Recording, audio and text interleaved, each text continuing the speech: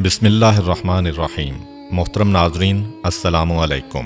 آج کی ویڈیو میں ہم پیغمبر اسلام صلی اللہ علیہ وآلہ وسلم کی زندگی کے پہلے 2 سال کے واقعات بیان کریں گے، جس میں آپ کا عقیقہ اور اس کے بعد جناب حلیمہ سعدیہ کے سپرد کیے جانے کا واقعہ بھی شامل ہے۔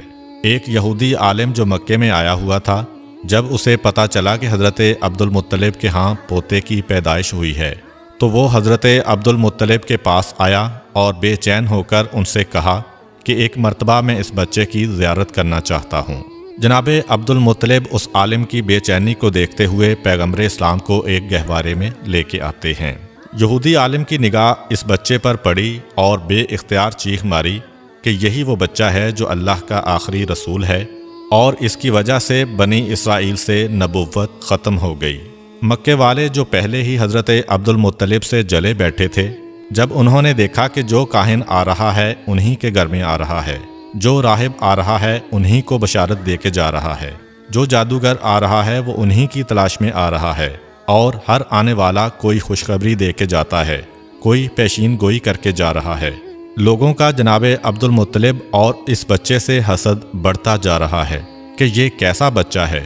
مکے کی سرزمین پر سینکڑوں بچے پیدا ہوئے، مگر اس طرح تو کسی کو اعزاز نہیں ملا۔ یہ ابتدا ہی سے پیدا ہونے والا حسد آگے جا کر مذہبی مخالفت میں بدلا۔ یہودی عالم بے اختیار پکار اٹھا کہ میں نے اس بچے کو پہچان لیا ہے، میں اسی کی تلاش میں مکے آیا تھا۔ جناب عبد المطلب جو دین ابراہیمی پر ہیں اور سارے رازوں سے واقف ہیں، انہوں نے جب یہ جملہ سنا تو فوراً پیغمبر اسلام کو واپس گھر میں لے گئے اور انہیں پوشیدہ کر دیا۔ 4 دن تک پیغمبر اسلام کو پوشیدہ رکھا گیا۔ البتہ چوتھا دن جب گزرا تو عرب کا ایک انتہائی پڑھا لکھا اور مشہور شخص جس کا نام سواد ابن قارب تھا، حضرت عبد المطلب کی خدمت میں حاضر ہوتا ہے اور کہتا ہے کہ مجھے پتہ چلا ہے کہ آپ کے خاندان میں ایک بچہ پیدا ہوا ہے، میں ایک دفعہ اس کی زیارت کرنا چاہتا ہوں۔ جناب عبد المطلب دیکھ چکے تھے کہ یہودی عالم کی خواہش پوری کرنے کی وجہ سے پورا مکہ یا کم از کم خاندان بنو ہاشم کے مخالفین اس خبر کو سن کر حسد کر رہے تھے۔ یہ سواد ابن قارب تو مکے میں زیادہ احترام کا مقام رکھتے ہیں، اگر انہوں نے بچے کے بارے میں کوئی بات کر دی یا پیشین گوئی کر دی تو اہل مکہ کا حسد اور بڑھ جائے گا۔ اس لیے جناب عبد المطلب نے انکار کر دیا کہ میں اپنے پوتے کو اس وقت مجمع عام میں نہیں لا سکتا۔ سواد ابن قارب بے چین ہو گئے اور کہا کہ پھر ایسا کریں کہ مجھے اس بچے تک پہنچا دیں۔ جناب عبد المطلب نے کہا کہ ہاں، یہ بات مانی جا سکتی ہے، میرے اور اس کے علاوہ کوئی نہیں ہوگا، اس کا مقصد بھی پورا ہو جائے گا اور حسد کا مسئلہ بھی پیدا نہیں ہوگا۔ چنانچہ اسے ساتھ لے کے جناب آمنہ کے مکان میں داخل ہوئے۔ جیسے ہی گہوارے کے قریب پہنچے اور بچے پر سے کپڑے کو ہٹایا تو ایک عجیب قسم کا نور سارے کمرے میں پھیل گیا۔ سواد ابن قارب پڑھے لکھے شخص ہیں، انہیں پتہ ہے کہ آخری زمانے میں کیا ہونے والا ہے۔ بے اختیار جھکتے ہیں اور اس بچے کے قدموں کو بوسہ دیتے ہیں۔ جناب عبد المطلب کو کہتے ہیں کہ آپ گواہ رہیے گا، میں اس بچے پر ابھی سے ایمان لے آیا ہوں۔ مجھے پتہ ہے کہ میں اس وقت تک زندہ نہیں رہوں گا جب یہ بچہ اعلان رسالت کرے گا، مگر آپ گواہ رہیے کہ میں ابھی اس بچے پر ایمان لا رہا ہوں، کیونکہ مجھے پتہ ہے کہ یہی اللہ کا آخری رسول ہے۔ چنانچہ بنو ہاشم کے علاوہ پیغمبر اسلام کی پیدائش کے بعد سب سے پہلے ایمان لانے والی شخصیت سواد ابن قارب کی ہے۔ یہ واقعہ حضور اکرم صلی اللہ علیہ وآلہ وسلم کی ولادت کے چوتھے دن کا ہے۔ 7ویں دن حضرت عبد المطلب اپنے پوتے کا عقیقہ کرتے ہیں اور سارے مکے والوں کو دعوت عقیقہ میں بلاتے ہیں۔ اس وقت کسی نے حضرت عبد المطلب سے سوال کیا کہ بچے کا نام کیا رکھا ہے۔ حضرت عبد المطلب اور حضرت آمنہ کو پہلے ہی پیغمبر خدا کے نام کی بشارت ہو چکی تھی، چنانچہ انہوں نے فرمایا کہ میں نے اس کا نام محمد رکھا ہے۔ عرب کی سرزمین پر یہ نام نیا تھا، آج تک کسی نے یہ نام نہیں رکھا تھا۔ اس کے لفظی معنی ہے وہ شخص جس کی تعریف کی جائے۔ مکہ والے حضرت عبد المطلب سے کہتے ہیں کہ یہ آپ نے کیسا نام رکھا ہے جو تاریخ میں پہلے کسی نے نہیں رکھا۔ حضرت عبد المطلب کہتے ہیں کہ میری تمنا یہی ہے کہ ساری دنیا اس بچے کی تعریف کرے، اس لیے میں نے اس کا یہ نام رکھا ہے۔ یہودی، کاہن، جادوگر اور شیطانی نمائندے حضور اکرم کی پیدائش کی رات پیش آنے والے واقعات دیکھ چکے تھے۔ اس لیے وہ اس پیدا ہونے والے بچے کے دشمن ہو گئے تھے اور سوچ رہے تھے کہ اگر یہ بچہ بڑا ہو گیا اور اس نے اعلان نبوت کر دیا تو ہمارے لیے تباہی ہی تباہی ہے۔ ان حالات کے پیش نظر رب کریم کی مصلحت یہ تھی کہ پیغمبر اسلام کچھ عرصہ کے لیے مکہ کی سرزمین سے غیبت میں چلے جائیں تاکہ ان کے دشمن ان کی تلاش میں یہاں تک آئیں تو یہاں سے ناکام ہو کر واپس چلے جائیں۔ پیغمبر اسلام بڑی تیزی سے نشو و نما پا رہے ہیں۔ روایت یہ ہے کہ پیغمبر اسلام 2 مہینے میں بیٹھنے لگے تھے، 9 مہینے میں آپ دوڑنے لگے تھے، 15 ماہ کی عمر میں آپ تیر اندازی کرنے لگے تھے اور 30 ماہ یعنی 2.5 سال کی عمر میں پیغمبر اسلام نوجوانوں سے کشتی لڑتے تھے اور انہیں شکست دیا کرتے تھے۔ اتنی تیزی سے ہونے والی نشو و نما ایک طرف تو اعجاز نبوت تھی اور دوسری طرف یہ مصلحت بھی پوشیدہ تھی کہ آنے والا تو تلاش کرے گا کہ پچھلے سال 12 ربیع الاول کو پیدا ہونے والا بچہ کہاں ہے۔ اس کے ذہن میں یہی ہوگا کہ 1 سال کا بچہ ہے، ابھی چلنے کے قابل ہوا ہوگا۔ چنانچہ اگر پیغمبر اسلام پر اس کی نگاہ پڑے تو شاید وہ نظر انداز کر جائے۔ اس کے ساتھ ساتھ ایسے واقعات بھی پیش آ رہے ہیں کہ نہ جناب آمنہ کو کوئی کام کرنا پڑتا ہے، نہ جناب حلیمہ کو کوئی کام کرنا پڑتا ہے اور نہ دادا حضرت عبد المطلب کو کوئی کام کرنا پڑ رہا ہے۔ جب جناب آمنہ کی نگرانی میں رسول رہے تو وہ حیران ہیں اور جب بی بی حلیمہ کی نگرانی میں رہے تو وہ حیران ہیں کہ جب کبھی ہمارا دل چاہتا کہ ہم ان کو نہلائیں اور ان کے سر میں تیل ڈالیں تو ہم دیکھتے کہ کوئی ہم سے پہلے نہلا کر اور کنگھی کر کے گیا ہے۔ عام بچے سو کے اٹھتے ہیں تو ان کی آنکھوں میں میل وغیرہ ہوتا ہے اور جب یہ سو کر اٹھتے ہیں تو چہرہ بالکل تر و تازہ اور حشاش بشاش ہوتا ہے۔ جب کبھی ہم نے چاہا کہ ان کا لباس بدلیں، پتہ چلا کہ پہلے ہی ان کو کوئی نیا لباس پہنا کے چلا گیا ہے۔ حتیٰ کہ کھانے وغیرہ کے سلسلے میں بھی جس گھر میں گئے وہاں پر پیغمبر اسلام کی وجہ سے رزق پہنچا۔ گھر والوں کے کھانے سے پیغمبر اسلام نے کبھی حصہ نہیں لیا۔ تو اب جو بھی پرورش کرنے والے ہیں وہ حیران ہیں کہ ہمیں کوئی کام کرنا ہی نہیں پڑ رہا ہے۔ حتیٰ کہ جب بچپنے کی وہ عمر تھی کہ جب عام طور پر قدرتی ضروریات کی وجہ سے بچے کا لباس خراب ہو جاتا ہے، جناب آمنہ اور جناب حلیمہ کہتی ہیں وہ جو ضروری حاجتیں ہیں ان کے نشان بھی ہم نے کبھی رسول اسلام کے لباس پر نہیں دیکھے۔ غرض یہ کہ سارے کے سارے کام پروردگار عالم کی مصلحت سے طے پا رہے ہیں، مگر دشمنوں کا گروہ مسلسل حضور اکرم کی تلاش میں ہے۔ حضرت عبد المطلب جو دین ابراہیمی پر ہیں اور اپنے والد جناب ہاشم سے ان کو کچھ راز نبوت بھی ملے ہیں، ان میں یہ بھی تھا کہ اس بچے کے دشمن بہت زیادہ ہوں گے، تمہیں پوری کوشش کرنا ہے اس بچے کو بچانے کے سلسلے میں۔ اس مسئلے کی وجہ سے حضرت عبد المطلب پیغمبر اسلام کو مکے سے کسی اور جگہ منتقل کرنا چاہتے ہیں، خاص طور پر جب ان کو پتہ چلا کہ اکثر یہودیوں کے گروہ آتے ہیں اور مکے کے حالات کا جائزہ لے کر چلے جاتے ہیں۔ یہودی بار بار کیوں آ رہے تھے اس کے بارے میں آپ کو بتاتا چلوں۔ دراصل یہودی بہت عرصہ پہلے سے ہی پیغمبر اسلام کی ولادت کو روکنے کی فکر میں تھے۔ عبد مناف پہ حملہ ہوا، جناب ہاشم پہ حملہ ہوا، جناب عبد المطلب پہ حملہ ہوا، جناب عبداللہ پہ حملہ ہوا، مسلسل یہ حملے ہوئے۔ روایت میں ہے کہ جب جناب عبداللہ کی جوانی کا زمانہ آیا تھا تو یہودیوں کی ساری سازشوں کا مرکز یہ تھا کہ کسی طرح انہیں ختم کر دو تو ولادت رسول رک جائے گی۔ یہودی یہ پہچان گئے تھے کہ جناب عبداللہ پیغمبر اسلام کے والد ہیں، اور یہ پہچان حضرت یحییٰ علیہ السلام کے اس کرتے کی وجہ سے ہوئی تھی جو یہودیوں کے پاس تھا، اور جناب عبداللہ کی ولادت کے وقت اس میں سے خون نکلنا شروع ہو گیا تھا۔ انہوں نے سوچا کہ اگر جناب عبداللہ کو شادی سے پہلے قتل کر دیا جائے تو رسول اللہ کی ولادت نہیں ہو سکے گی، چنانچہ انہوں نے حملہ کر دیا، مگر وہ حملہ بھی ناکام ہوا اور اسی کے نتیجے میں جناب عبداللہ کی شادی جناب آمنہ سے ہوئی۔ اب جناب آمنہ سے شادی کے بعد یہودی اور پریشان ہو گئے کہ اب کیا کیا جائے، کسی نہ کسی طریقے سے ولادت کے سلسلے کو روکنا ہے، اور اتفاق سے انہیں ایک موقع مل گیا۔ جناب عبداللہ کسی کام کے سلسلے میں مدینے جاتے ہیں، اور مدینہ یہودیوں کا گڑھ ہے، چنانچہ روایات سے پتہ چلتا ہے کہ مدینہ میں جناب عبداللہ پہ حملہ ہوا اور زہر کے ذریعے جناب عبداللہ کو شہید کیا گیا۔ اب یہودیوں کو ایک اطمینان تو ہو گیا کہ پیغمبر اسلام کے والد تو شہید ہو گئے، صرف ایک بات کا پتہ کرنا ہے کہ ان کے ہاں کوئی اولاد ہے یا نہیں۔ اگر یہ پتہ چل جائے کہ یہ بے اولاد تھے تو گھر میں جا کر اطمینان سے سونا، اور اگر یہ پتہ چلے کہ ان کے ہاں کوئی اولاد ہے تو پھر اس کے قتل کا انتظام کرنا ہوگا۔ یہودیوں کا ایک گروہ بنا۔ یہ لوگ خاص اس کام کے لیے مدینہ سے مکہ آئے۔ وہاں آ کر تحقیق کی تو اطمینان کا سانس لیا جب پتہ چلا کہ وہ لاولد تھے، ان کے ہاں کوئی اولاد نہیں تھی۔ چنانچہ بڑے اطمینان سے واپس مدینے گئے۔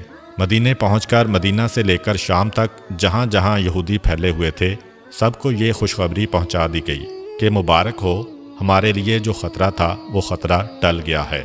حضرت یحییٰ علیہ السلام کے کرتے سے جو خون نکل رہا تھا اب وہ خون سوکھ گیا ہے، جس سے یہ یقین ہو گیا کہ پیغمبر کے والد کا انتقال ہو گیا ہے اور ان کے ہاں کوئی اولاد بھی نہیں ہے، جس کا مطلب یہ ہے کہ اب آخری رسول پیدا نہیں ہوں گے۔ یہ خوشخبری ساری دنیا یہود میں پھیلا دی گئی۔ مدینہ سے لے کر شام تک جشن منایا گیا اور یہودی بڑے مطمئن تھے، مگر ان سے ایک بنیادی غلطی یہ ہوئی کہ یہ تو معلوم کر لیا کہ پیغمبر اسلام اس دنیا میں نہیں آئے، یہ تو پتہ چلا لیا کہ عبداللہ کے ہاں کوئی اولاد نہیں تھی، مگر یہ معلوم کرنا بھول گئے کہ کیا ایسا تو نہیں ہے کہ جناب عبداللہ کی بیوی حضرت آمنہ حاملہ ہوں اور کچھ مہینے کے بعد بچہ پیدا ہو جائے۔ اس طرف ان کا خیال گیا ہی نہیں۔ یہ دیکھ کر مطمئن ہو کر گھر چلے گئے کہ عبداللہ کے ہاں کوئی اولاد نہیں ہے، لیکن جب 12 ربیع الاول کو عجیب و غریب واقعات پیش آئے، عوام کو اتنی معلومات نہیں ہے، لیکن یہودی علماء پریشان ہو کر بیٹھے ہیں، کیونکہ انہوں نے اپنی کتابوں میں پڑھا ہوا ہے کہ یہ سارے واقعات اس زمانے کے ہیں جب آخری رسول پیدا ہوگا۔ مگر یہ کیا ہوا؟ آخری رسول کیسے پیدا ہو گیا؟ کیونکہ آخری رسول کے والد کو ہم نے پورے یقین کے ساتھ قتل کیا کہ یہی رسول کے والد ہیں، اور حضرت یحییٰ کے کرتے نے بھی گواہی دی کہ یہی والد ہیں۔ یہ بھی ہم نے پتہ چلا لیا کہ ان کے ہاں کوئی اولاد نہیں ہے، پھر یہ رسول کہاں سے آ گئے؟ اب پریشان ہیں کیونکہ ان کی کتاب میں لکھا ہوا ہے کہ آخری رسول عبداللہ کے ہاں پیدا ہوں گے اور یہ عجیب و غریب واقعات پیش آئیں گے۔ اب حیران ہیں کہ عبداللہ کے ہاں تو رسول پیدا نہیں ہوئے، اور اگر کسی اور کے ہاں پیدا ہوئے ہیں تو یہ ہماری کتاب کے برعکس ہے۔ فوراً ایک گروہ بنایا گیا تاکہ وہ مکہ میں جا کر تحقیق کرے۔ جب یہ لوگ مکہ پہنچے تو اس وقت پیغمبر اسلام کو مکے سے حضرت حلیمہ سعدیہ کے مکان میں منتقل کیا جا چکا تھا، اور پیغمبر اسلام کی پیدائش کو 2 ماہ گزر چکے تھے۔ اب یہ یہودی پریشان ہو کر ڈھونڈ رہے ہیں کہ کون سا بچہ ایسا ہے جو 2 ماہ پہلے پیدا ہوا ہوگا، مگر کوئی ایسا بچہ نظر نہیں آ رہا۔ کسی سے پوچھ نہیں سکتے کیونکہ مکے میں 2 مرتبہ یہودی سازش کر کے گئے ہیں۔ جناب عبداللہ پر بھی حملہ انہوں نے کروایا تھا، اور ان کے بعد جناب آمنہ کے بارے میں بھی تحقیق ان لوگوں نے کروائی تھی۔ چنانچہ اب مکہ والے ہوشیار ہو گئے ہیں، خاص طور پر خاندان بنو ہاشم والے ان لوگوں پر نظر رکھے ہوئے ہیں۔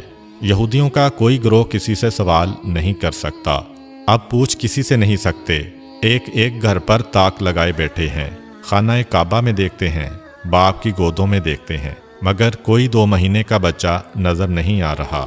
ناکام واپس لوٹ گئے، اب آ رہے ہیں، جا رہے ہیں اور مسلسل تحقیقات کر رہے ہیں، مگر ان کی تحقیقات ناکام ہو رہی ہیں، کیونکہ پیغمبر اسلام تو اس وقت مکے سے باہر ہیں۔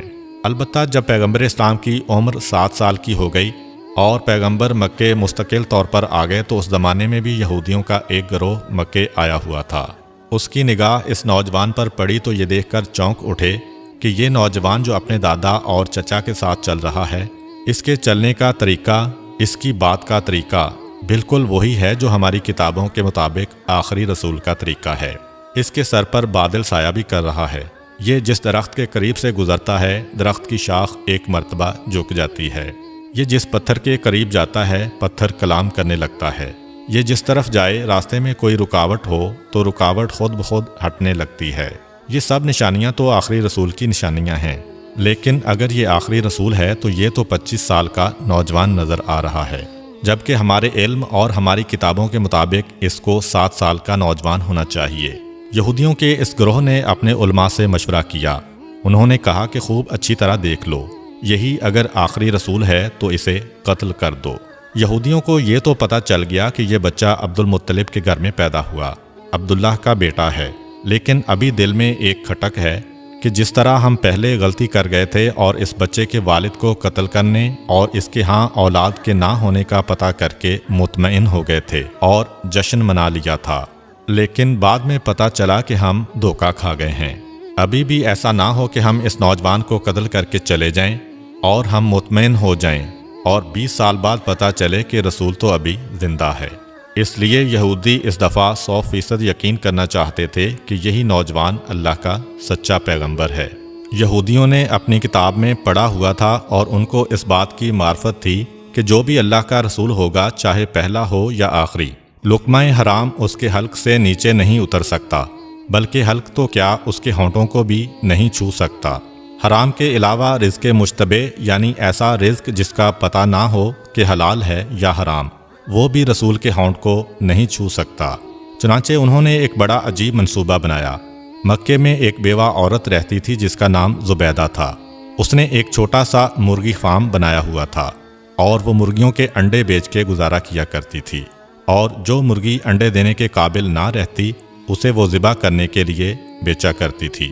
یہودیوں نے سوچا کہ یہ ایک ایسا امتحان ہے جس سے ہمیں یقین ہو سکتا ہے، چنانچہ رات کے وقت زبیدہ کے گھر میں نقب لگا کر کچھ مرغیاں چوری کر کے لائے، اور جو مرغیاں چرا کر لائے ان کے بارے میں 2 نیتیں کیں۔ کچھ مرغیاں چوری کی نیت سے چرائیں اور کچھ کے بارے میں سوچا کہ ہم بعد میں ان کی قیمت زبیدہ کو ادا کر دیں گے۔ اب جو چوری کی نیت سے لیں وہ تو رزق حرام ہو گیا، جو اس نیت سے لیں کہ بعد میں پیسے دے دیں گے یہ رزق مشتبہ ہو گیا، کیونکہ پتہ نہیں زبیدہ راضی ہو کہ نہ ہو۔ خود سے دل میں فیصلہ کر کے کسی کی چیز اٹھا لینا اگر حرام کی منزل پر نہ ہو تو مشتبہ ضرور ہے۔ اگلے دن جناب عبد المطلب کو دعوت دی گئی کہ آپ مکہ کے سردار اور خانہ کعبہ کے متولی ہیں، ایک قابل احترام شخصیت ہیں، ہم باہر سے آئے ہوئے مہمان ہیں، ہمارا دل چاہتا ہے کہ آپ ہمارے ساتھ ایک وقت کا کھانا کھائیں۔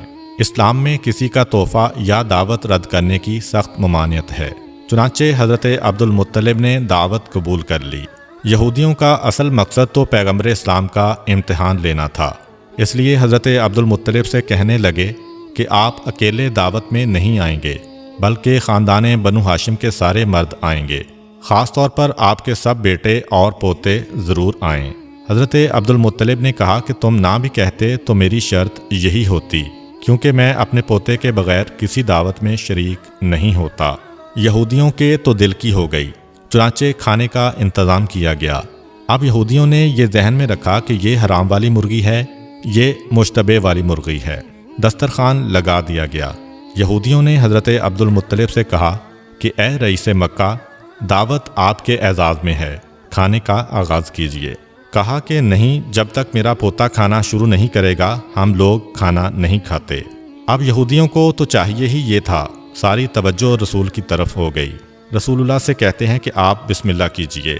رسول خدا جواب دیتے ہیں کہ نہیں، یہ رزق ہمارے لیے نہیں ہے، کھانا تو دور کی بات ہمارے ہونٹوں تک بھی نہیں پہنچ سکتا۔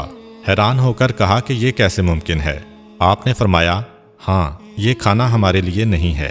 کہنے لگے کہ ہمیں اجازت دیجئے، ہم آپ کو کھانا کھلائیں گے، دیکھتے ہیں کہ یہ کھانا کیسے نہیں پہنچتا۔ پیغمبر مسکرا کر کہتے ہیں کہ ٹھیک ہے، اگر کھلا سکتے ہو تو کھلاؤ۔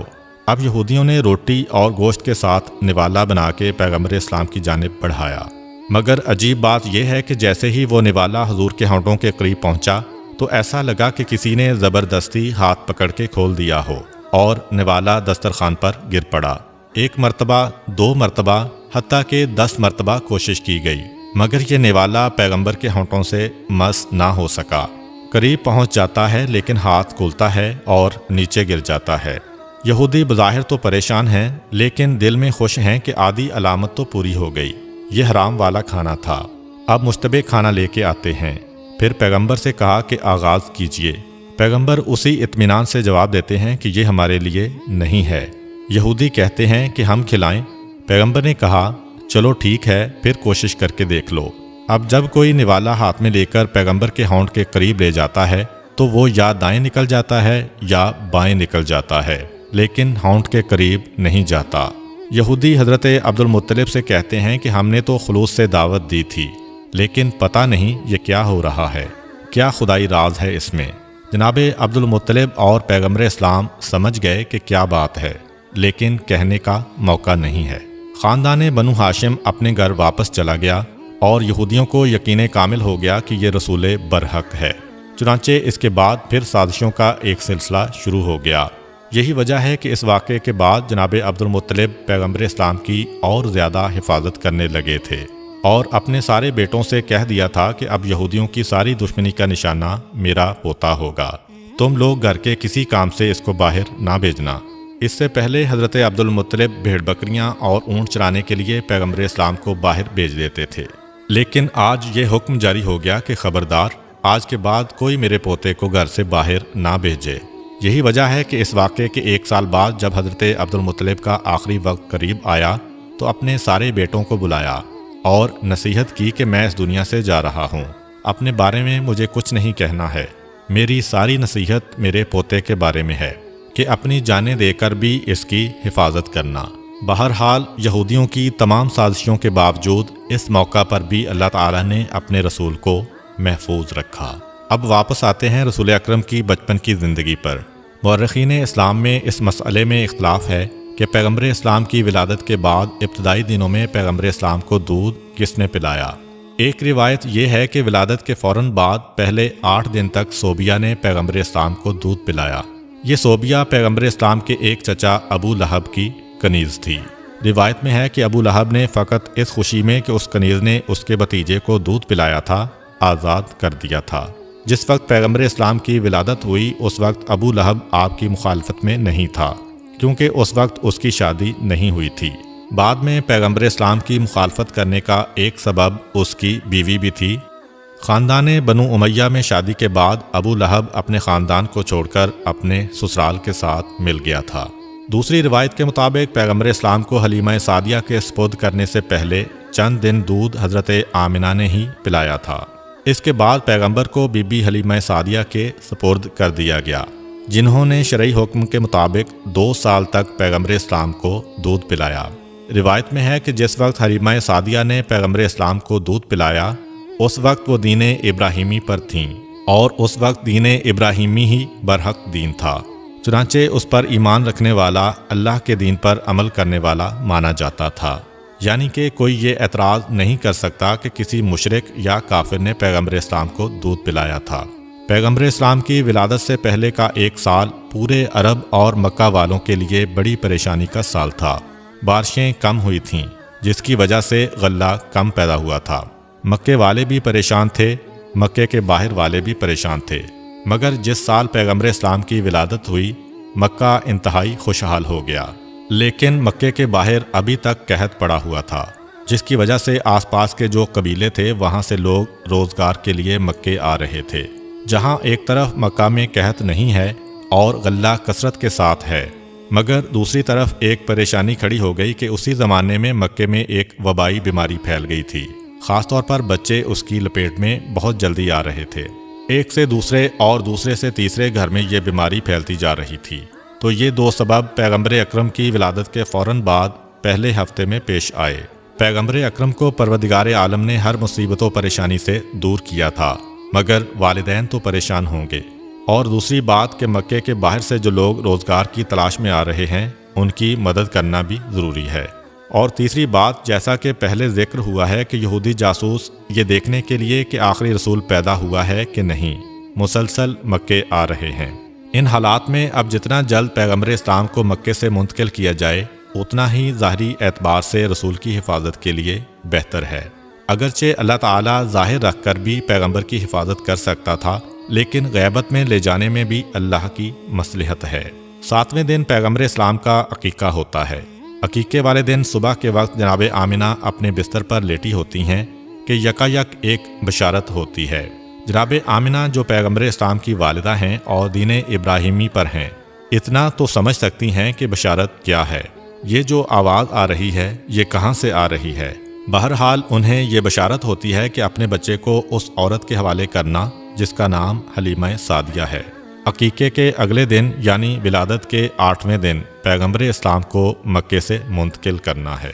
جیسا کہ پہلے ذکر ہوا کہ مکے سے باہر قحط پڑا ہوا تھا، لیکن قحط نہ بھی پڑتا تب بھی عربوں کا یہ طریقہ تھا کہ سال میں 2 دفعہ موسم بہار میں یعنی سردی کے فوراً بعد اور موسم خزاں میں یعنی گرمی کے فوراً بعد جو آس پاس کے دیہات تھے وہاں کی عورتیں مکے میں آتی تھیں اور ایک ایک شخص کے دروازے پر جاتی تھیں کہ اگر آپ کا کوئی بچہ ہے تو ہمیں دیجئے، ہم اس کی پرورش کریں گی اسے دودھ پلائیں گی اور جو اجرت طے پائے اس پر بچہ ان کے حوالے کر دیا جاتا۔ تو مسلسل قحط کے زمانے میں تو اور زیادہ عورتیں آ رہی تھیں۔ 8ویں دن جناب عبد المطلب اپنے غلام کو بلا کر کہتے ہیں کہ جا کر مکے کے بازاروں میں، گلیوں میں اور جہاں یہ عورتیں جمع ہوتی ہیں وہاں جا کر معلوم کرو کہ کیا کوئی ایسی عورت ہے جو میرے اس بچے کو لے جانے کے لیے تیار ہو۔ ادھر غلام گیا، ادھر جناب آمنہ کی کنیز آتی ہے اور کہتی ہے کہ ہماری ملکہ آمنہ نے یہ درخواست کی ہے کہ آپ جس کا بھی انتخاب کریں ایک دفعہ اسے میرے پاس ضرور بھیج دیجئے گا۔ مکے سے کچھ فاصلے پر قبیلہ بنی سعد عرب کا ایک بہت بڑا قبیلہ تھا۔ بی بی حلیمہ کا تعلق اسی قبیلے سے تھا، اسی نسبت سے نام ہو گیا حلیمہ سعدیہ۔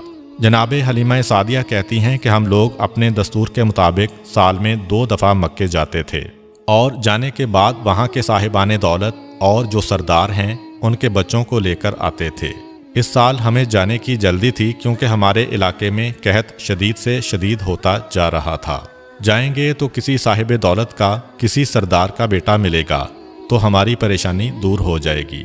چنانچہ ہمارا قافلہ نکلا، سارا قبیلہ ایک ساتھ چل رہا ہے، پورے قبیلے کا ایک ہی پیشہ ہے، مرد اور عورتیں سب ساتھ جا رہے ہیں۔ جناب حلیمہ سعدیہ کہتی ہیں کہ میں اس پورے سفر میں بے حد پریشان رہی، اس لیے کہ میں جس سواری پر سوار تھی وہ ایک گدھی تھی اور بیمار تھی، اس سے چلا نہیں جا رہا تھا، بڑی سست رفتاری سے چل رہی تھی۔ اب میں بھی شرمندہ کہ قبیلے والے میری وجہ سے پریشان ہیں۔ قبیلے والوں کے آپس میں ایسے تعلقات ہیں کہ کسی کو چھوڑ کر قبیلہ آگے بھی نہیں بڑھ سکتا۔ میرے سست جانور کی وجہ سے سارے قبیلے کو آہستہ آہستہ چلنا پڑ رہا ہے۔ اب اگرچہ کوئی زبان سے نہیں کہہ رہا، لیکن مجھے معلوم ہے کہ ان سب کو جلدی ہے کہ مکے جائیں اور پیسے لے کر آئیں تاکہ ان کی زندگی میں راحت و آسانی آئے۔ دوسرا میرا مسئلہ یہ تھا کہ قحط کی وجہ سے میرے پاس کھانے کے لیے تو کچھ تھا نہیں، اپنی غذا کے لیے فقط ایک اونٹنی تھی، اس کا دودھ نکال کے ہم لوگ پیا کرتے تھے۔ مگر آج کے دن اونٹنی بھی بیمار تھی اور اس کے پاس دودھ بھی زیادہ نہیں تھا۔ بہت تھوڑا سا دودھ جو ہم کبھی اس کے تھنوں سے نکالتے تھے وہ ہم سب استعمال کرتے تھے اور سب بھوکے رہ جاتے تھے۔ حالات ایسے ہیں کہ کوئی کسی سے کچھ مانگ بھی نہیں سکتا۔ اور تیسری پریشانی میرے ساتھ یہ ہوئی کہ خود میری گود میں جو بچہ تھا اس کو پلانے کے لیے بھی میرے پاس دودھ نہیں تھا، اس لیے کہ میرے دائیں سینے میں دودھ بالکل خشک ہو چکا تھا۔ بائیں سینے میں دودھ تھا مگر اتنا کم کہ میرا اپنا بچہ بھوکا رہ جاتا تھا۔ غذا بھی کم مل رہی ہے، ویسے بھی جناب حلیمہ کو اس وقت بیماری ہے۔ اب انتہائی پریشان کہ ہم چل تو رہے ہیں مگر ان ساری مصیبتوں کے ساتھ چل رہے ہیں، نتیجہ کیا ہوگا؟ خیر، آہستہ آہستہ چلتے ہوئے ہم مکہ میں داخل ہو گئے۔ مکے میں داخل ہونے کے بعد مجھے تو اپنی سواری کے جانور اور اپنی اونٹنی کی بھی فکر ہے، اور مجھے خود اپنی بھی فکر ہے کہ اگر میں نے کسی بچے کو گود لے بھی لیا تو لازمی طور پر دینے والا پہلی تحقیق یہی کرے گا کہ اس کے بچے کو پیٹ بھر کر غذا ملے گی یا نہیں۔ اور میری حالت ایسی ہے کہ میں اپنی اولاد کو بھی دودھ نہیں پلا پا رہی ہوں۔ میں انتہائی پریشان تھی، جس کی وجہ سے میں دوسری عورتوں کے ساتھ نہ جا سکی۔ پورا قبیلہ مکے میں ہے اور مجھے اطلاع ملی کہ مکے کے اندر جتنے بھی مالدار آدمی ہیں، جتنے بھی صاحب حیثیت آدمی ہیں، ان سب کے بچے تو دوسری عورتوں نے لے لیے اور مجھے کہیں سے کوئی بچہ نہ مل سکا۔ اب میں انتہائی پریشان کہ کیا کروں۔ یکا یک میرے کان میں کچھ غلاموں کی آواز آئی جو یہ کہتے ہوئے مکے کی گلیوں اور بازاروں میں جا رہے تھے کہ اگر کوئی عورت باقی بچی ہو تو وہ حضرت عبد المطلب کے پاس آئے اور ان کے یتیم پوتے کو اپنی نگرانی میں لے لے۔ جناب حلیمہ سعدیہ کہتی ہیں کہ عبد المطلب کا نام بڑا نام ہے، مکے کے سردار ہیں، سارا عرب ان کو جانتا ہے۔ حیران ہیں کہ پھر ایسی کیا وجہ ہے کہ اس بچے کو کوئی گود میں لینے والا نہیں ہے اور غلاموں کو آواز لگانا پڑ رہی ہے، پھر بھی کوئی تیار نہیں ہو رہا۔ اپنی ساتھیوں سے پوچھا کہ تم عرب کے سارے مالدار گھرانوں کے بچوں کو لے کر آئی ہو لیکن سب سے اہم گھرانے کو چھوڑ دیا، تو انہوں نے جواب دیا کہ بے شک اعلان عبد المطلب کی جانب سے ہو رہا ہے، مگر جس کے لیے اعلان ہو رہا ہے اس کا باپ نہیں ہے، یہ یتیم ہے، اور جب باپ نہیں تو ہمیں یہ توقع نہیں کہ اس بچے کی پرورش سے ہمیں کوئی نفع پہنچے گا، اس لیے کہ جو حق باپ ادا کرتا ہے دادا وہ حق ادا نہیں کر سکتا۔ اس لیے ہم ڈرتے ہیں کہ عبد المطلب کا نام سن کر ہم اس بچے کو لے تو جائیں گے मगर बाप ना होने की वजह से हमें पूरे पैसे नहीं मिलेंगे। जनाब हलीमा सादिया कहती हैं कि ये बात मेरी समझ में भी आ गई, इसलिए ऐलान सुनने के बावजूद मैं वहाँ पर नहीं गई। मैंने कोशिश की कि अगर हो सके तो किसी और घराने से कोई बच्चा मिल जाए, लेकिन पता चला कि मुझसे देर हो गई और जितने भी मालदार घरों के बच्चे हैं, ना सिर्फ ये कि वो जा चुके हैं, किसी गरीब घर का बच्चा भी अब नहीं मिल रहा है।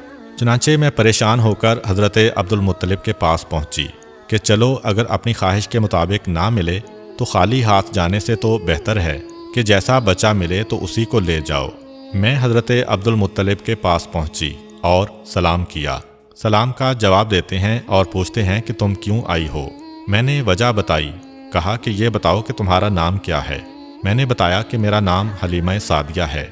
नाम सुनकर हज़रत अब्दुल मुत्तलिब मुस्कुराए और कहा कि नाम तो बहुत अच्छा है, नाम में हिल्म भी है और सआदत भी है।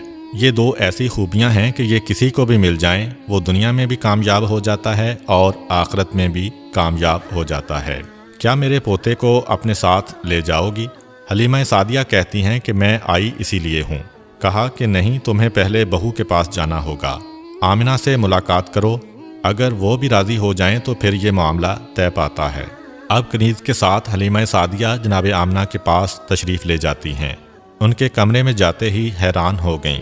जिस वक्त कमरे में दाखिल हुईं दोपहर का वक्त है और अरब का सूरज जहाँ पे बादल नाम को नहीं होता है, हर वक्त रोशनी ही रोशनी।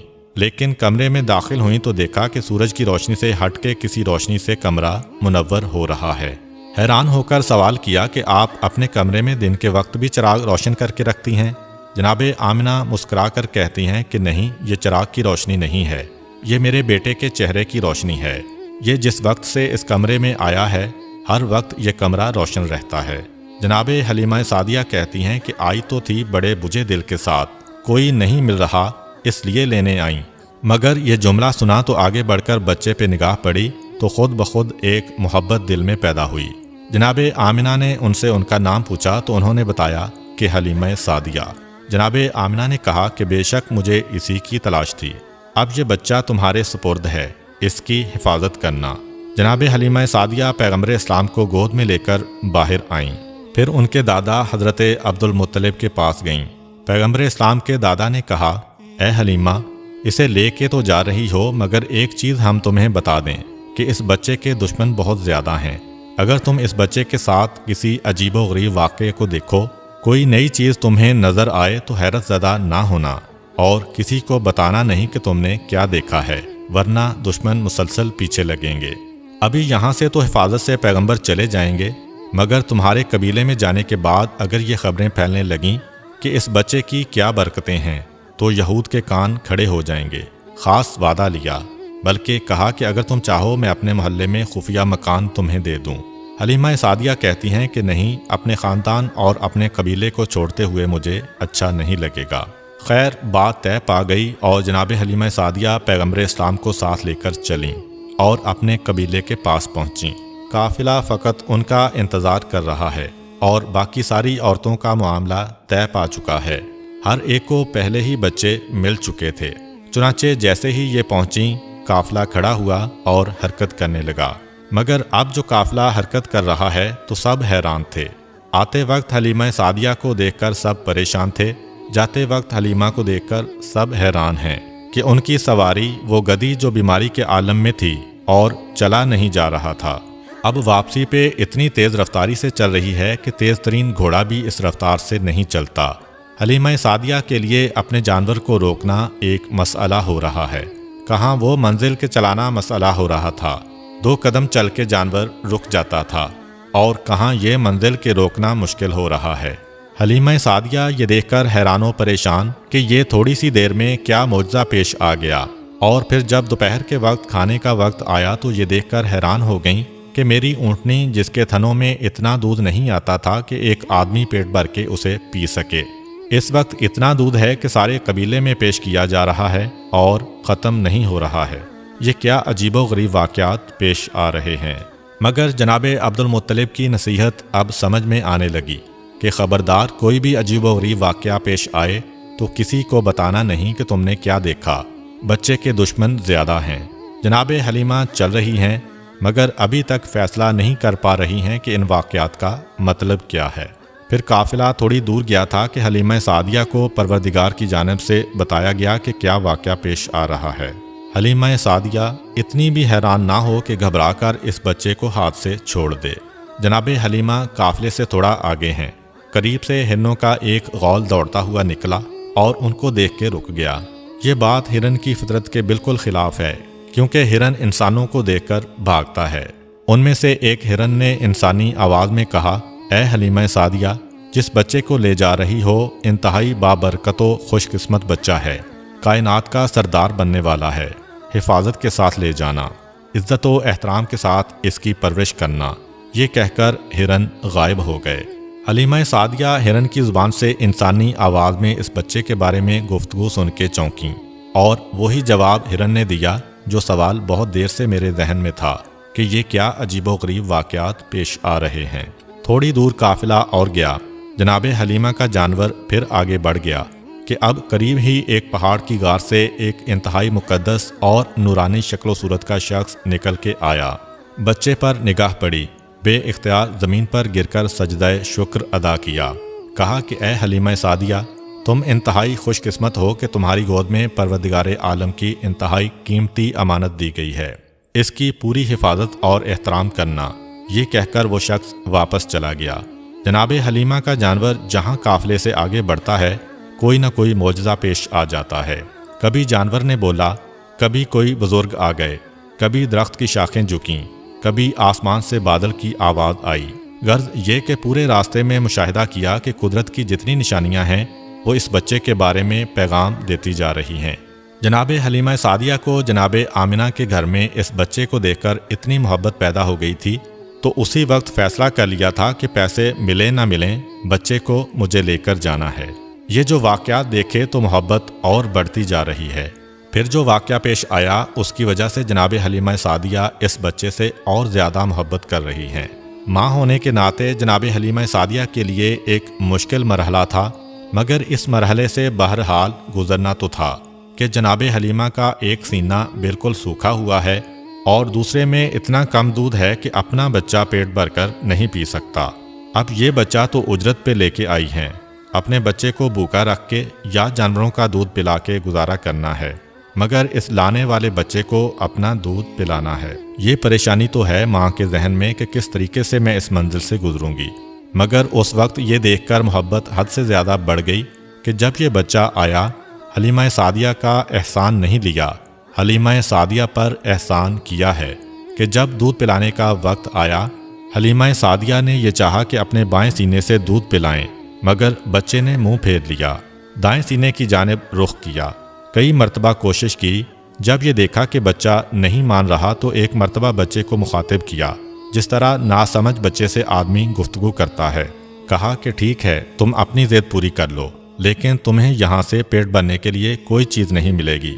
البتہ یہ دیکھ کر حیران ہو گئیں کہ جیسے ہی اس بچے نے سیدھے سینے کو منہ میں لیا اس میں سے دودھ جاری ہو گیا، اور اتنی کثرت سے دودھ جاری ہوا کہ دوسرے سینے سے بھی حلیمہ سعدیہ کا اپنا بچہ جو آج تک بھوکا چلا آ رہا تھا آج پیٹ بھر کے دودھ پی رہا ہے۔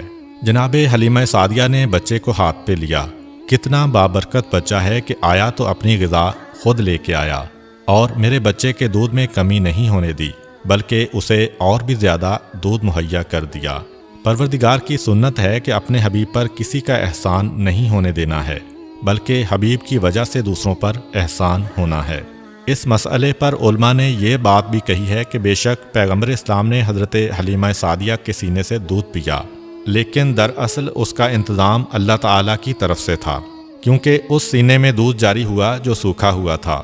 چنانچہ اللہ تعالیٰ نے جناب حلیمہ کے سینے کو ایک برتن قرار دیا، اور پیغمبر اسلام کو پلایا جانے والا دودھ ان کے جسم کا جزو نہیں تھا بلکہ اللہ تعالیٰ کی طرف سے جاری کیا گیا تھا۔ اس بات سے وہ اعتراض بھی ختم ہو گیا جو حضرت موسیٰ علیہ السلام کی قوم کی طرف سے ہو سکتا ہے کہ جب حضرت موسیٰ علیہ السلام بچپن میں فرعون کے محل میں پہنچے تھے تو آپ پر سب کا دودھ حرام کیا گیا تھا، اور ان کی والدہ نے انہیں دودھ پلایا تھا، اور یہ تو انبیاء کے سردار ہیں، انہیں کیوں غیر عورت کا دودھ پلایا گیا؟ سفر تمام ہوا اور جناب حلیمہ سعدیہ اس بچے کو لے کر اپنے گھر پہنچیں۔ تاریخ میں لکھا ہے کہ جب بچے کو گھر میں لٹایا گیا تو جناب حلیمہ کی سواری وہ گدی 3 مرتبہ بستر رسول کے گرد طواف کرتی ہے اور پھر پیشانی کو زمین پہ رکھ کر انسانی آواز میں کہتی ہے کہ اے سردار انبیاء، میں آپ کی احسان مند ہوں کہ آپ کی وجہ سے میری بیماری ختم ہو گئی۔ حلیمہ سعدیہ پھر چونکیں، پھر ایک معجزہ دیکھا کہ اب سمجھ میں آیا کہ یہ ذات اس جانور کی بیماری ختم کرنے کا سبب بنی تھی۔ اور پھر تو ایسے واقعات، ایسے مشاہدات مسلسل پیش آتے رہے کہ حلیمہ سعدیہ حیران ہو کر سوچ رہی تھیں کہ جس بچے کو میں بادل نخواستہ اور مجبوراً لینے گئی تھی وہ میرے لیے کتنا بابرکت ثابت ہوا۔ یہ بات ذہن میں رہے کہ پیغمبر اسلام اس وقت حلیمہ سعدیہ کے گھر تشریف لائے تھے جب ان کے پورے قبیلے میں قحط تھا۔ جناب حلیمہ سعدیہ کہتی ہیں کہ ہم مکے سے اجرت میں پیسے نہیں غلہ لے کے آئے تھے، تو قحط میں انسانوں کے لیے خوراک مشکل تھی تو جانوروں کو کیا کھلا سکتے تھے، مگر پھر بھی اپنے جانوروں کو اپنے ہاتھ سے تو نہیں مار سکتے۔ روزانہ صبح کو اپنے جانوروں کو قبیلے کے چاروں طرف چرنے کے لیے بھیج دیتے ہیں، اور عجیب بات یہ ہے کہ سارے قبیلے کے جانور بھوکے واپس آ رہے ہیں۔ اگر کسی کو خوراک مل بھی گئی تو فقط اتنی کہ مرنے نہ پائیں مگر بھوکے رہ جاتے ہیں، روز بروز کمزور ہو رہے ہیں، اور میرے جانور انہی جانوروں کے ساتھ جا رہے ہیں، لیکن وہ جب واپس آتے ہیں پیٹ بھرے ہوئے آتے ہیں، جسم فربا سے فربا ہوتا جا رہا ہے۔ سارا قبیلہ حیران ہے کہ سارے جانور ایک ساتھ ہی ایک جگہ پہ جا رہے ہیں، لیکن سارے قبیلے کے جانور کمزور ہوتے جا رہے ہیں، اور حلیمہ سعدیہ کے جانوروں کے ساتھ اتنی برکت۔ جناب حلیمہ سعدیہ کہتی ہیں کہ جب یہ بچہ میرے گھر میں آیا اس وقت میرے گھر میں بھیڑ بکریاں، اونٹ اور باقی جانور ملا کر کل 22 جانور تھے، اور جب 5 سال بعد یہ بچہ ہمارے گھر سے گیا تو ہمارے جانوروں کی تعداد 1020 ہو چکی تھی۔ پیغمبر اسلام اس گھر میں جتنا عرصہ رہے احسان نہیں لیا، بلکہ حلیمہ سعدیہ اور ان کے قبیلے پر احسان کیا ہے۔ جناب حلیمہ مزید کہتی ہیں کہ مجھے اس بچے کا کوئی کام سر انجام نہ دینا پڑا۔ جب کبھی میں ارادہ کرتی کہ آج اس کے بالوں میں کنگھی کروں اور میں یہ دیکھتی کہ اس کے بالوں میں کنگھی ہو چکی ہے، جب ارادہ کرتی کہ اس کا چہرہ دھوؤں تو دیکھتی کہ اس کا چہرہ پہلے سے دھلا ہوتا، جب کبھی یہ ارادہ کرتی کہ آج اس کا لباس بدلنا ہے تو لباس پہلے سے بدلا ہوا ہوتا۔ میں حیران ہوا کرتی کہ یہ سارے کام کون انجام دے کے جاتا ہے، کون ہے، کس وقت آتا ہے، مجھے پتہ بھی نہیں چلتا۔ اور مسئلہ فقط حلیمہ سعدیہ کے گھر تک نہیں، حلیمہ سعدیہ کو تو برکت ملی ہی، مگر سارا قبیلہ پیغمبر اسلام سے متاثر ہو رہا ہے۔ یہی وجہ ہے کہ ان 5 سالوں میں یہودی پورا زور لگا رہے ہیں کہ پتہ تو چلے بچہ گیا تو گیا کہاں، مگر انہیں ذرہ برابر بھی خبر نہ مل سکی، فقط اس لیے کہ حلیمہ سعدیہ کا سارا قبیلہ پیغمبر اسلام پہ جان چھڑکتا ہے، پیغمبر اسلام سے محبت کرتا ہے۔ اور سبب یہ ہے کہ جناب حلیمہ کہتی ہیں کہ پہلے دن میں اس بچے کو لے کر اپنے قبیلے کے اس درخت کے پاس گئی جو سوکھا ہوا تھا۔ میں اس بچے کو لے کے اس درخت کے نیچے بیٹھی اور ہم نے دیکھا کہ خود بخود اس درخت پہ پتے آ گئے، سرسبز و شاداب ہو گیا اور پھل لگ گئے۔ اور فقط درخت کا مسئلہ نہیں ہے، جس کے گھر میں اس بچے کو لے کر جاؤں وہ گھر خوشحال ہو جاتا ہے، جو اس بچے کے قریب آ جائے اس کی قسمت ہی بدل جاتی ہے۔ یہاں تک کہ ہمارے قبیلے کی جو سب سے غریب عورت تھی، اتنی غریب تھی کہ اس کا لقب پڑ گیا ام المساکین، سارے مسکینوں کی ماں، یعنی سب سے غریب اور فقیر عورت۔ صرف ایک مرتبہ وہ میرے گھر میں کچھ مانگنے آئی، میرے گھر سے جب اسے کچھ نہ مل سکا اور وہ جانے لگی تو چلتے چلتے اس کی نگاہ اس بچے پر پڑ گئی۔ 14ویں رات کے چاند کی طرح اس کا چہرہ چمک رہا ہے۔ خود بخود وہ آگے بڑھی اور پیغمبر اسلام کی پیشانی کو بوسہ دیا۔ ایک عرصہ نہیں گزرا تھا کہ وہ ہمارے قبیلے کی مالدار ترین عورتوں میں شمار ہونے لگی۔ اسے اس بات کا احساس بھی تھا کہ یہ تبدیلی کس وجہ سے آئی ہے، چنانچہ اب وہ صبح شام آتی ہے اور اس بچے کے تلوے اپنی آنکھوں سے ملتی ہے۔ تو اب پورا قبیلہ کسی نہ کسی طرح پیغمبر اسلام سے استفادہ کر رہا ہے، اور سارے قبیلے کی برکتیں بڑھتی جا رہی ہیں، اور سارا قبیلہ پیغمبر اسلام سے محبت کرنے والا ہے۔